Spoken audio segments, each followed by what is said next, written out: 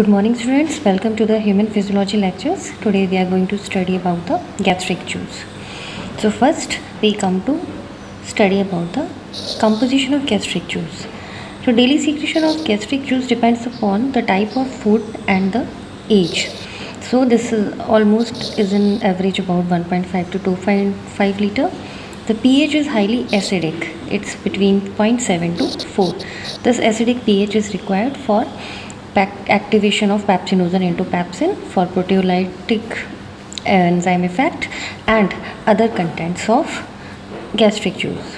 Now the gastric juice basically divided into two main components. The first one is water and second is solid. So water content is 99.5% and solid is 0.5%.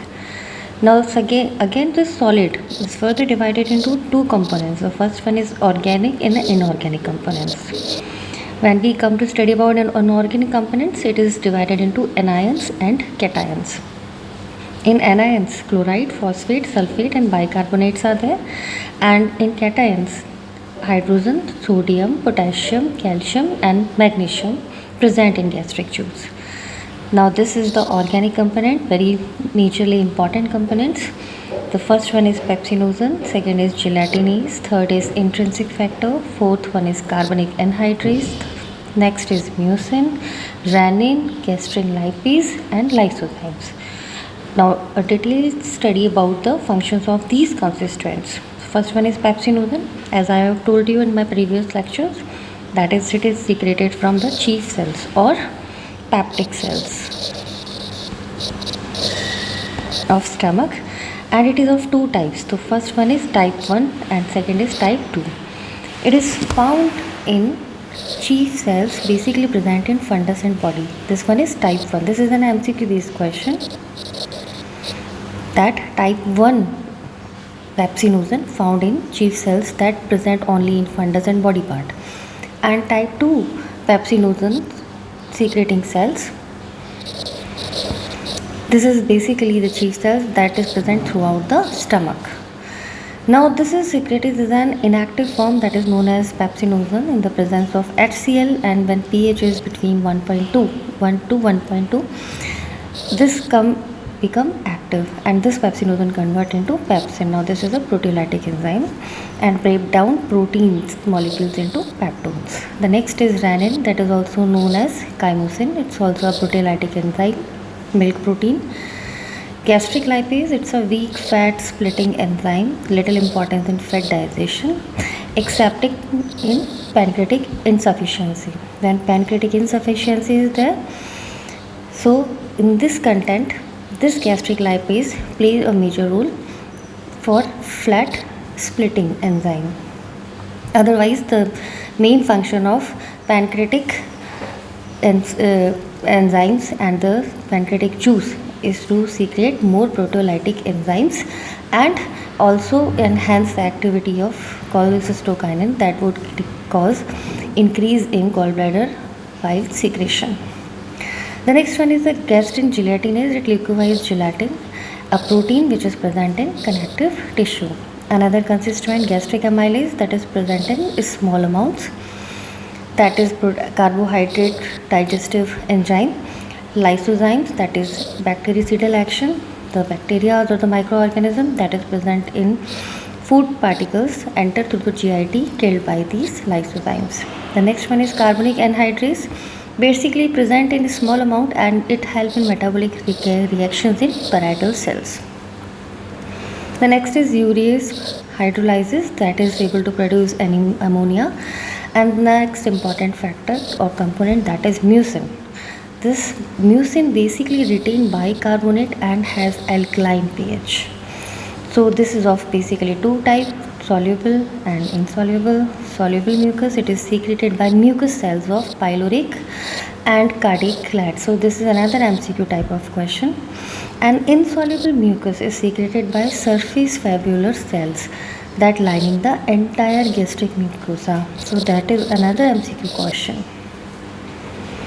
The next important component is intrinsic factor. This is secreted by parietal cells of gastric glands and help in vitamin 2 B12 absorption from terminal ileum. So in insufficiency of gastric juice or in deficiency of intrinsic factor, vitamin B12 is not absorbed from terminal ileum, and in that condition person suffer from pernicious anemia.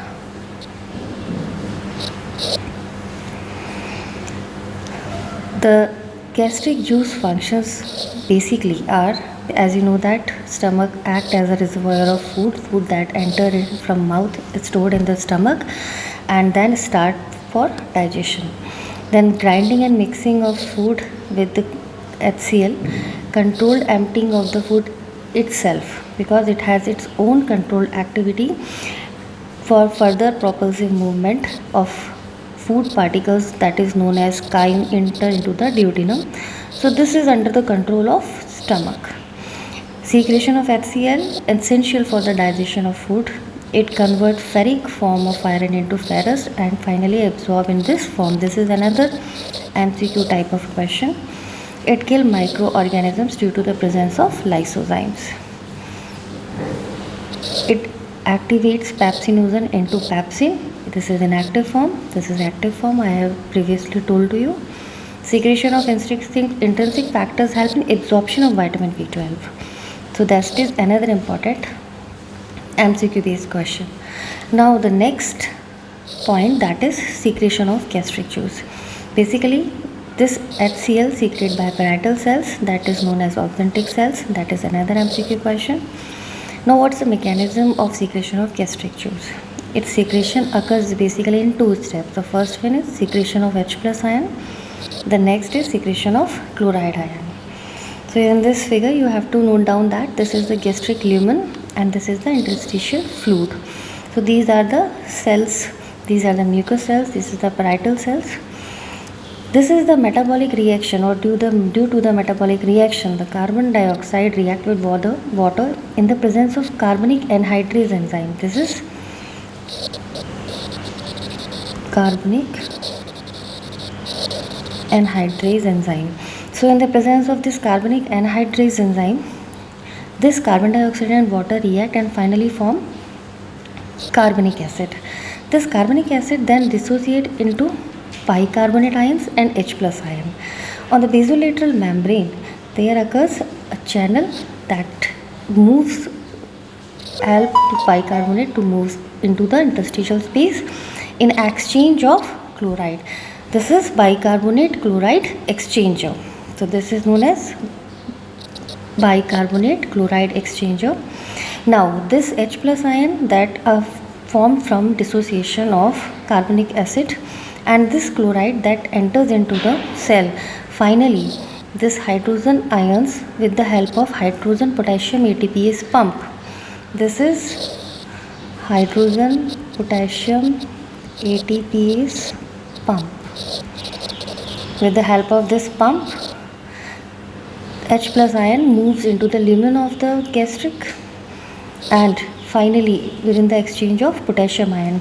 So, and this chloride that is produced by bicarbonate chloride exchanger directly enter into the lumen of gastric. And finally, this H plus ion and chloride ion form HCl in the lumen of stomach.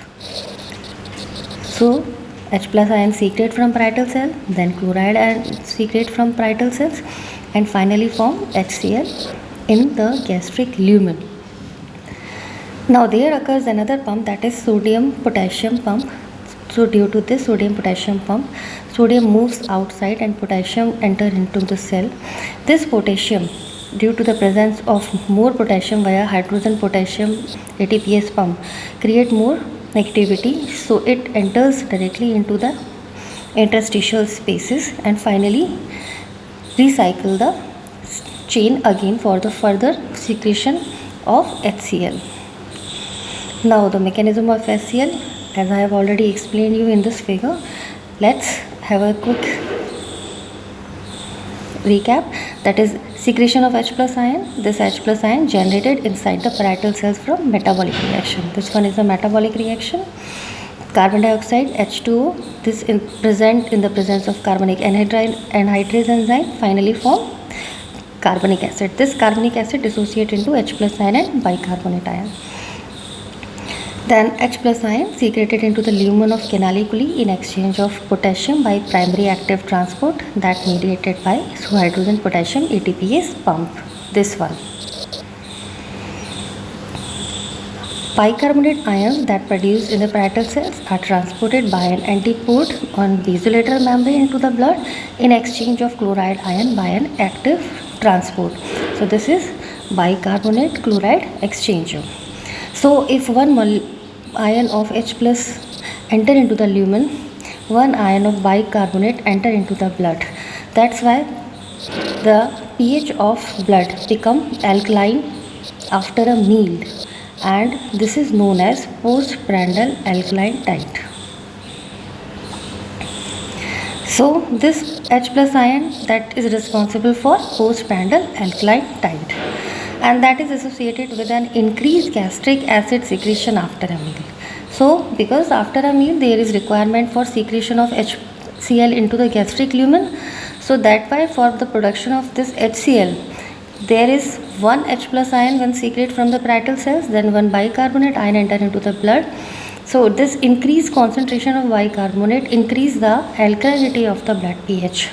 So this is known as postprandial alkaline tide, and due to this basically is responsible for slightly depressed breathing and raised alveolar PCO2 after meal, and this is due to increased concentration of bicarbonate ions in blood. Now secretion of Cl or chloride ions. This chloride present in parietal cells is forced out into the lumen gland through the chloride channels and due to high intracellular negativity. So this directly moves out into the lumen because due to the presence of more negativity directly enter of sodium bicarbonate chloride exchanger, this increase concentration of chloride ions increase negativity, so it moves out from the lumen directly via the chloride channels. These chloride channels are activated by cyclic AMP. And now what's the cause of this increased negativity inside it? In the parietal cells, sodium potassium pump on basolateral membrane pump out 3 sodium and 2 potassium inside. So more positivity outside and more negativity becomes inside, that create negativity. Potassium pumped, it diffuse out through potassium channels in basolateral membrane. This diffusion further increase the intracellular negativity. So what would happen? Firstly, due to the bicarbonate chloride exchanger, chloride enter into the cell. Due to the presence of sodium potassium ATPase pump, so 3 sodium moves outside and 2 potassium moves inside. So this also create negativity inside the cell. And due to the presence of hydrogen potassium ATPase pump on parietal luminal membrane, parietal cell membrane, this H plus ion moves outside and potassium ion moves inside. So first, second, and due to this third reaction create negativity that cause movement of chloride ion outside the parietal cell and enter into the lumen. Now the factors that affecting the HCl secretion. Factors that stimulate HCl secretion for stomach are, first one is are hormonal factors, second are luminal factors.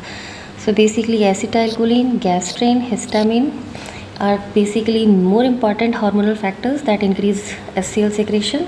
Luminal factors, it means the factors that affect the lumen of stomach, that is the distension of stomach and protects of protein digestions. Next is neural factors. So neural factors basically vagal stimulation, and always remind that GIT, all activity of GIT due to increased secretion, increased production of enzymes, parasympathetic increase all the activity of GIT, via vice versa sympathetic decrease all GIT activity like GIT motility, like GIT enzyme secretion, juice secretion, hormone production, etc.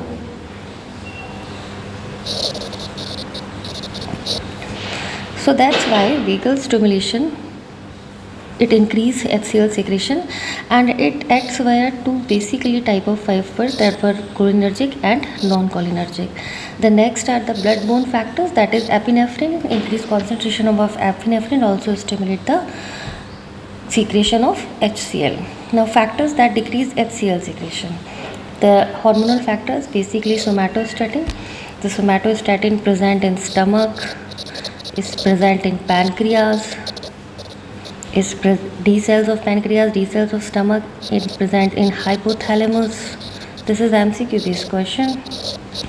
So this system, when this somatostatin release into the blood, it causes decreased secretion of or suppress the secretion of HCl. Now another luminal factor, increased acid content or highly acidic medium. So when food enter into the stomach, what would happen? Increased HCl secretion. This increased secretion of HCl further stop for further production of HCl or release of HCl. This is known as negative feedback mechanism. Blood-borne factors, secretin hormone, gastrin inhibitory peptide or glucagon also inhibit the gastric juice secretion. Now, description of hormonal factors. The acetylcholine, it is released at nerve endings and vagal cholinergic fibers that innervate parietal cells. The receptors are M3 type. If the receptors are M3 types, cholinergic receptors, it increase the intracellular calcium ion concentration. So it acts via two ways. The first one is directly, second is indirectly. Either it directly increases the secretion of HCl, or either it increases the secretion of histamine from enterochromaffin like cell to increase the secretion of HCl. Both of them, secretion of histamine and gastrin, that is secreted from the G cells of stomach, act on the parietal cells and increase the HCl secretion. So this acetylcholine, this activity whole occurs via vagal cholinergic fibers. So this means the neurotransmitter is acetylcholine. The next is gastrin. It's the most important stimulus, gastrin, when food enter into the stomach. Due to the distension of the stomach, the G cells getting stimulated, and finally via the vagal stimulation or via the distension, this cause increase intracellular calcium activity and finally increase the HCl secretion. Vagal fibers that innervate the G cells stimulate the vagal fibers and increase gastrin release, just as the same mechanism. These fibers are non-cholinergic and neurotransmitter. Vagal fibers that act to stimulate gastrin, these are non-cholinergic, and their neurotransmitter is gastrin releasing peptide. So I think all of you understood that the difference between acetylcholine of cholinergic fibers act on M3 cholinergic receptor in parietal cell, increase intracellular calcium, increase HCl secretion directly or indirectly, and the fibers of vagals that innervate the parietal cells or G cells for further release of gastrin are non-cholinergic type, and the neurotransmitter is gastrin releasing peptide. This is another MCQ type of question.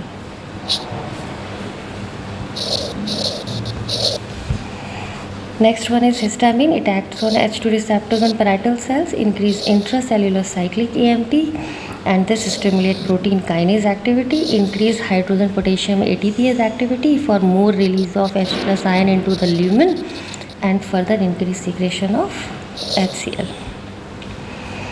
Now another one is mechanical and chemical factors. The accumulation of food in the stomach, mechanical distension, product of protein digestion, hot and spicy food, all increase HCl secretion. So this is the whole activity I have told to you in this previous acetylcholine point, gastrin hormone point, histamine point. This acetylcholine via M3 type of cholinergic receptors increase intracellular calcium, then increase protein kinase activity, that increase hydrogen potassium ATPase activity and release H plus ion into the lumen of stomach. This gastrin This act on gastrin receptors via inositol triphosphate. This is inositol triphosphate. Increase intracellular calcium activity via protein kinase. Increase hydrogen potassium ATPase pump activity. This is histamine. Histamine act on H2 type of receptors, increase cyclic AMP activity.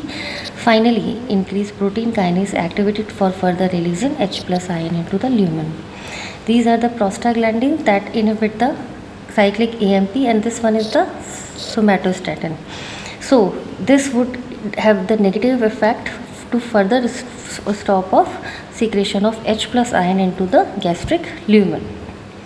Now come to the last point, that is the regulation of gastric juice secretion, that is occurs in three phases: the cephalic phase, gastric phase and intestinal phase. So this cephalic phase is 30 to 50% of contribution, and it begins like stimulation occurs via sight, thought, smell, chewing food, and the center of this cephalic phase located on dorsal motor nucleus of vagus and medulla. So it acts via two type of fibers I have previously told you, cholinergic and non-cholinergic. Non-cholinergic fiber release gastrin releasing peptide. This is gastrin releasing peptide. Increase gastrin secretion, act on parietal cells, increase HCl secretion. This cholinergic fibers act on enterochromaffin like cells and D cells. So from enterochromaffin like cells they release histamine, and from D cells they release somatostatin. So if somatostatin is released, it inhibits the secretion of parietal cells and further inhibit the secretion of HCl, and via histamine it increases the secretion of HCl via positive effect on parietal cells.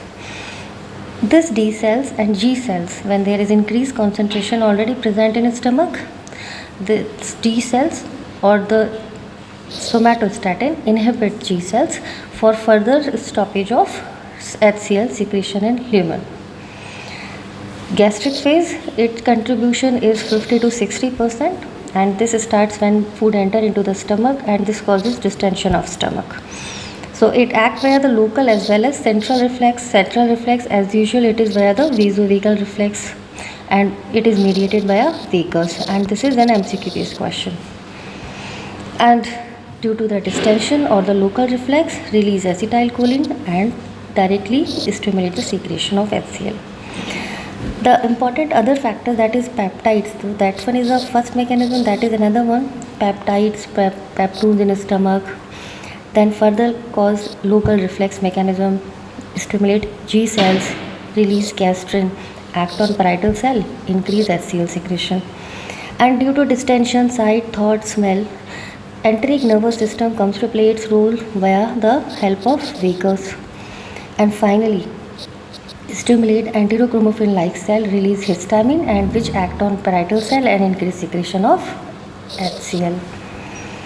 The next is intestinal phase. This contribution is only 10%, known as post-gastric phase. It starts when chyme enter into the duodenum, and Stimulating factors, vasovagal reflex.